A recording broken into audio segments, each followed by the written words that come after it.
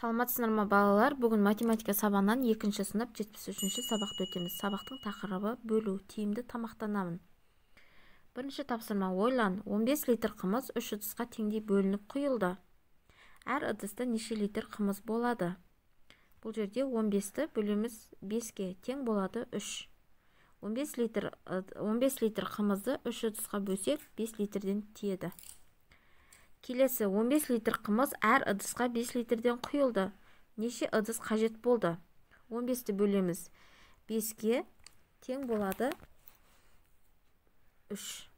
Бізге 3 ыдыс қажет болады.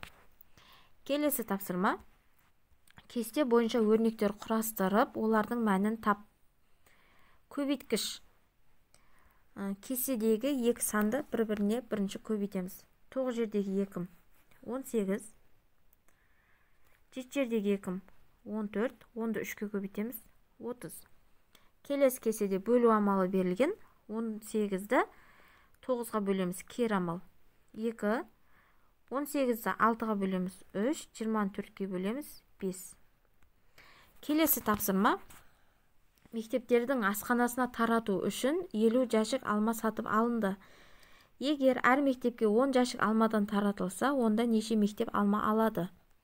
Бұлай істейін, сіздерге түсінікті болу үшін. Енді 50-ді бөлеміз 10-ға. 50 бөлу 10 тең болады 5. Бізге 5 мектеп алма алады екен. Келесі: мектеп асханасына тамақтану үшін 33 оқушы келді. Егер әр үстелге 11 оқушыдан отыратын болса, онда неше үстел қажет болады? 33-ті бөлеміз 11-ге, тең болады 3. 11 баладан бізге 3 үстел қажет болады. Келесі тапсырма: сурет бойынша бөлу арқылы орындалатын есеп құрастыр.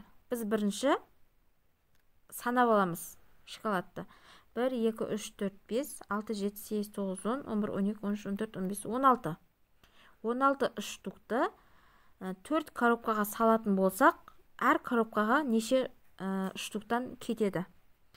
16-ны бөлеміз 4-ке, тең болады 4. Әр коробкаға 4 штуктан кетеді екен. 1, 2, 3 және намен 4 болады.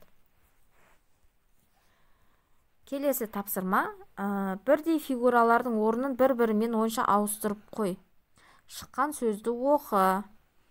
Енді бұл жерде бізге тақырыптың аты бөлу болғаннан кейін бөлгіш деген сөз шығу керек. Бөлгіш. Осы ретпен қойсаңыздар болады. Бүгінгі сабақ балалар осымен аяқталды. Каналға тіркеліп қойыңыздар. Сау болыңыздар.